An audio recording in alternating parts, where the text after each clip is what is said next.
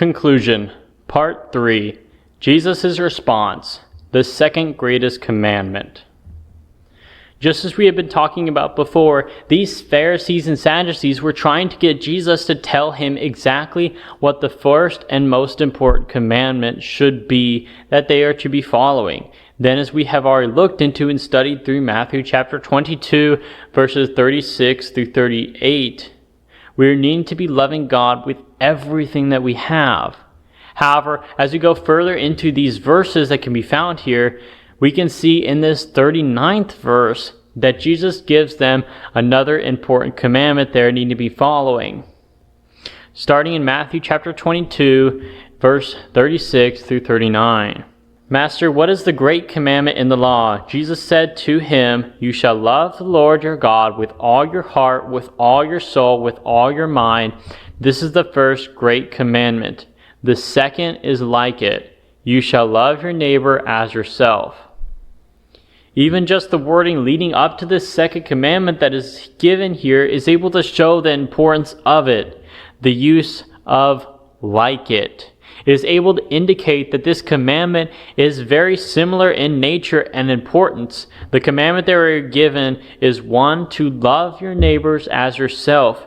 It is a direct quotation and reference back to the Old Testament, verse found in Leviticus chapter 19, verse 18. You shall not avenge nor bear any grudge against the sons of your people, but you shall love your neighbor as yourself. I am Jehovah. However, this commandment of loving one's neighbor was something that was different and revolutionary in the scope that it commanded. It was something that was needed to extend beyond the familial or tribal boundaries. It was able to extend past the direct and immediate relationships that we have to instead include all people. This commandment was kind of a challenge to the first century because of its prevailing social norms, which was one that prioritized ethnic and religion exclusivity. The phrasing that is being used here, as yourself, implies a standard of care and empathy, suggesting that one should or must treat others with the same kind of respect and kindness that they would desire for their own selves. When we look into who your neighbor is, now in modern terms, we associate our neighbor with someone who lives literally directly beside us. In other words, someone that is literally close to us. But whenever we look into the biblical side of this, it is what is meant, or it is something that is different. For the answer to this question, we can find Jesus giving us the parable about a Samaritan.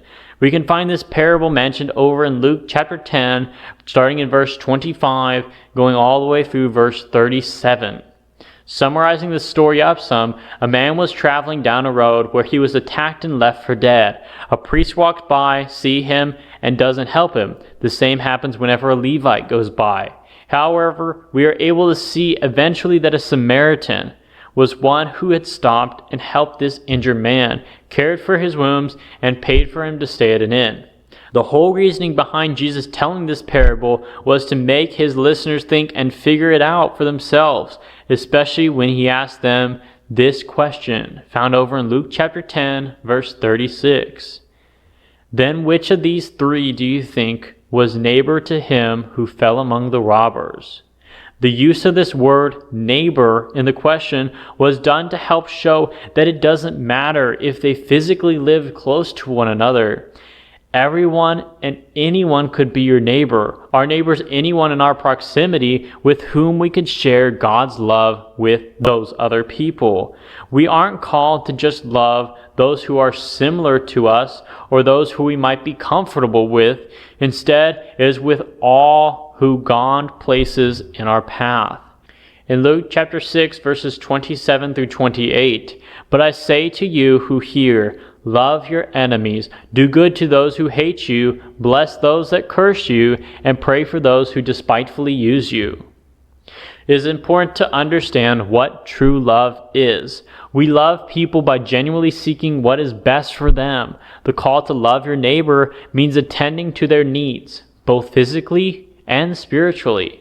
We love our neighbors when we, like in the parable, have compassion for them and help them meet their needs as we are able to do. We love our neighbors best when we share God's truth with them.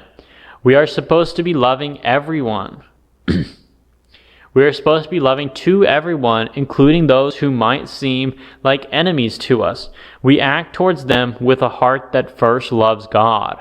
We need to be loving them out of an overflow of God's love for us, as a way for us to demonstrate our love that we have towards God.